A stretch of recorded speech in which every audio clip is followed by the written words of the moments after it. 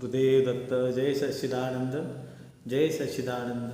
सर्वांना सच्चिदानंद स्वरूप परमात्म्याला माझा नमस्कार आहे. अंतर्मनातील गुरुदेव दत्त. शुद्ध निर्मळ विमल पंत, योग्य संयम प्रकाश चित्त. आपण त्या शुद्ध निर्मळ विमल पंत म्हणजे ज्ञान, अशा ज्ञानस्वरूप विचारावर आपण चाललो पाहिजे. कर्मठ विचार, भ्रांत कल्पना या विचारात न राहता चांगल्या विचारात जे गतानुगती लोक आहात आपण त्या पद्धतीनेच चालवतो. भ्रांत कल्पनेत, अंधश्रद्धेत न चालता, अंधश्रद्धेवर न राहता आपण कुठल्याही श्रद्धेला अंधश्रद्धेमध्ये जन्म घालतो. तो जन्म नाही घातला पाहिजे. कारण काय, माझ्यामध्ये तो आहे आणि शराशरात तोच व्यापक आहे, हा भाव खऱ्या अर्थाने रुजणं फार महत्त्वाचं आहे. आणि आपल्यामध्ये ते रुजत नाही, त्याच्यामुळे ही आपली शोकांतिका आहे. का तर खरं आध्यात्मिक आपल्याला समजलं नाही. खरं आध्यात्मिक समजणं हेच फार उत्तम आहे.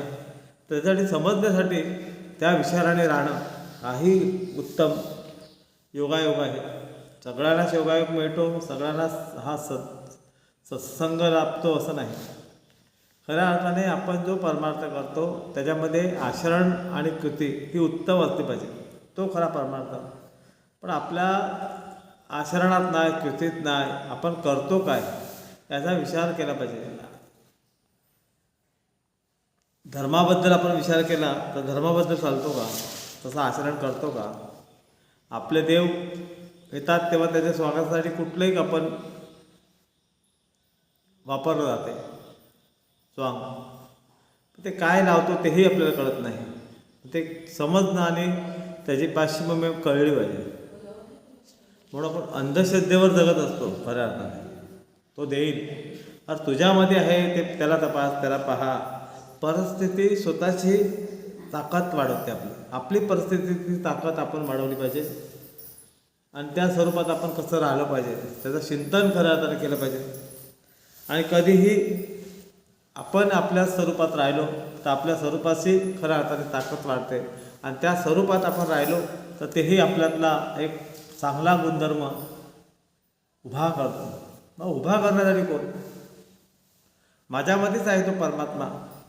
मीच त्या परिस्थितीची स्वतःची ताकद वाढवत आली पाहिजे. माझ्यामध्येच तो आहे. त्या देवाची वाट पाहण्यापेक्षा माझ्यातला देव जागृत आपण केला पाहिजे. आणि ते जागृत करून खऱ्या अर्थाने आपण त्या स्वरूपाला राहिलो पाहिजे. हे राहणं हाच खरा मूळ परमार्थ आहे. आणि त्या मूळ परमार्थाकडे खरं आता आपण गेलो पाहिजे. आणि त्या परमार्थाच्या विचाराने आपण राहिलो पाहिजे. कधीच आपली ताकद वाढवली तर आपली ताकद कधी कमी पडत नाही. म्हणून ती ताकद वाढू. गुरुदेव दत्त.